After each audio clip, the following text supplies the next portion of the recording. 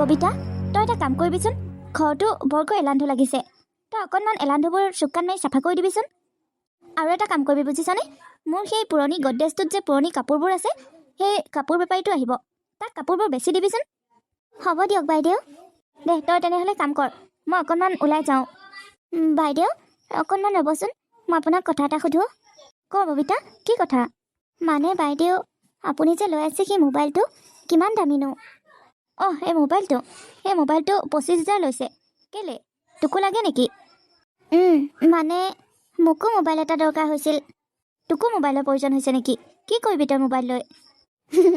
কিনো কৰিম আৰু, কাম কৰি থকাৰ সময়ত গান শুনি শুনি কাম কৰিম সেই বুলি ভাবিছিলোঁ। মানে মোৰ লগৰ কেইজনীৰ হাতত ডাঙৰ ডাঙৰ মোবাইল আছে। সিহঁতে কাণত হেডফোন নে কি সেইডাল লগাই লৈ গান শুনি শুনি কাম কৰি থাকে। আৰু গান চান এটা শুনিবলৈ পালে মনটোও ভাল হৈ থাকে। সেইকাৰণে সুধিছিলোঁ দামটো। অকণমান কম দামী নাপায় নেকি বাৰু? পায়, কেলৈ নাপায়, অকণমান কম দামীও আছে। আৰু এই মোবাইলটো ল'লে তই অকল গান শুনিবলৈ যে পাৰিবি সেইটো নহয়, ফোনো কৰিবলৈ পাৰিবি। কাৰোবাৰ ইম্পৰ্টেণ্ট কথা বতৰাবোৰ ফোনতে ক'বলৈ পাৰিবি। তেতিয়া তোৰ কাম বনবোৰ সহজ হৈ যাব। অঁ, ঠিকেই কৈছে বাইদেউ। কিন্তু কম দামীৰ ভিতৰত কিমানমান হ'ব বাৰু? ছেকেণ্ড হেণ্ড ভিতৰত ল'লে 4-5 হাজাৰমান ল'ব। তোক লাগে যদি মই অৰ্ডাৰ কৰি দিব পাৰোঁ।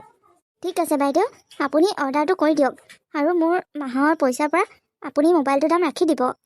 ঠিক আছে, হ'ব দে তেনেহ'লে। মই ভাল মোবাইল এটা চাই অৰ্ডাৰ কৰি দিম। 2-3 দিনৰ পিছতে আহি যাব। যা এতিয়া নিজৰ কামত লাগগৈ। অঁ বাইদেউ, হ'ব দিয়ক। ছেকেণ্ড হেণ্ড বুজিছেনে, 3-4 হাজাৰ টকা ল'ব বোলে। বহুত ভাল বুলি কৈছে বাইদেৱে। তেতিয়াহ'লে অৰ্ডাৰটো কৰি দিবলৈ নিদিলা কেলে?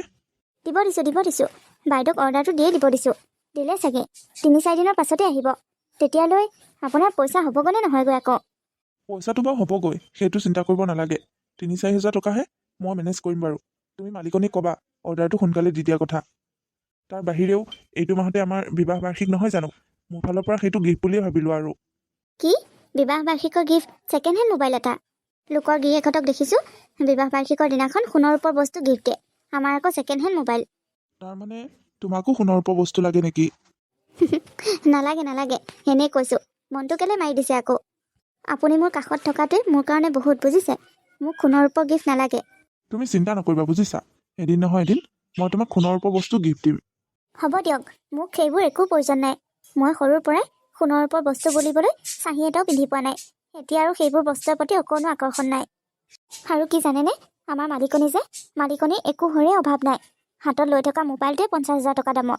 কম দামী বস্তু একোৱেই নলয়। সোণৰ ৰূপৰ যে কিমান অলংকাৰ আছে, তথাপিও মালিক আৰু মালিকনীৰ মাজত সদায় কাজিয়া হৈ থাকে। সেইকাৰণেতো মালিক ঘৰলৈ নাহেই। বহুত দিনৰ মূৰত এদিন আহে, তাকো কাজিয়া কৰে, আকৌ ঘৰৰ পৰা বাহিৰলৈ গুচি যায়। মালিকনী যে অকলে ঘৰটোত থাকে। তেনেকুৱা ধনী হয়নো কি লাভ, যিখন ঘৰত সুখ শান্তিয়ে নাই। কি জানানে, আগতে কোৱা শুনিছিলোঁ ধন টকা পইচাই সকলো সুখ দিয়ে, সঁচা।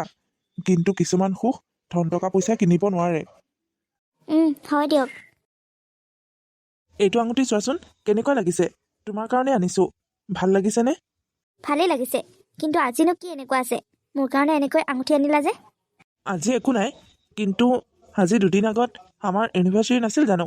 তোমাকতো একো এটা গিফ্টেই দিব নাপালোঁ, ময়ো আহিব নোৱাৰিলোঁ। সেইকাৰণে আজি আহিছোঁ যেতিয়া ঘৰলৈ, তোমাৰ কাৰণে ডায়মণ্ডৰ আঙুঠি এটাও লৈ আহিছোঁ।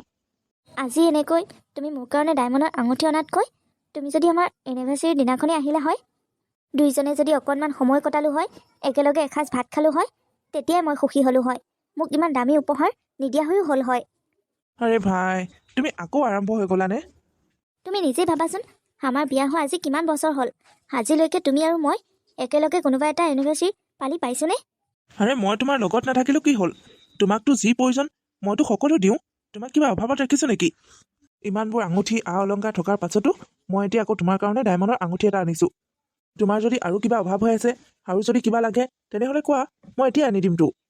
লোৱা, এই আঙুঠিটো লোৱা আৰু মনে মনে থাকা। তুমি জানানে, কবিতাৰ গিৰিয়েকে তাইক এটা ছেকেণ্ড হেণ্ড মোবাইল গিফ্ট দিছে।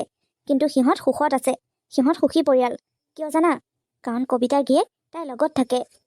কবিতাহঁত যিটো সুখত আছে, সেই সুখখিনি এই তোমাৰ ডায়মণ্ডৰ আঙুঠিটোৱে কেতিয়াও কিনিব নোৱাৰে। তুমি মোক সেইবোৰ কথা কৈ থাকি লাভ নাই, কাৰণ মই ভালদৰে জানো কবিতাৰ গিৰিয়েকে বা কবিতাৰ হাতত এই ডায়মণ্ডৰ আঙুঠিটো কেতিয়াও আহিবও নোৱাৰে, বা সিহঁতে আনিবও নোৱাৰে, পিন্ধিবও নোৱাৰে। মই ঘৰৰ পৰা বাহিৰলৈ যাওঁ, কাম বন কৰোঁ, কষ্ট কৰোঁ, সেইকাৰণে মই ঘৰখন ইমান ধুনীয়াকৈ চলাব পাৰিছোঁ। কবিতা গীয়েকতকৈ বহুত ভালকৈ তোমাক ৰাখিব পাৰিছোঁ। কবিতাৰ গীয়েক তাইৰ লগত থাকিলে যেনিবা তাইক কি সুখ দিছেনো? না ভালদৰে এসাঁজ খুৱাব পাৰিছে, না ভাল কাপোৰ এযোৰ পিন্ধাব পাৰিছে, না ভাল গাড়ী এখন দিছে ক'ৰবাত যাবলৈ, না থাকিবলৈ ভাল ঘৰ এটা দিছে। কি দিছে তাইক? লোকৰ ঘৰত কাম কৰাই কষ্ট কৰাইছে। আৰু কি কৰিছে? মই তোমাৰ লগত নাথাকিব পাৰোঁ, বাহিৰত গৈ কাম কৰিব পাৰোঁ, কিন্তু মই তোমাক বহুত সুখ দিছোঁ, একো অভাৱত ৰখা নাই, লোকৰ ঘৰত কাম কৰিবলৈ যাব দিয়া নাই। আৰু আজি মই তোমাক ৱাৰ্ণিং দি দিছোঁ, নেক্সট টাইম যাতে কবিতাৰ গীয়েকৰ লগত মোক তুলনা কৰি কথা নোকোৱা।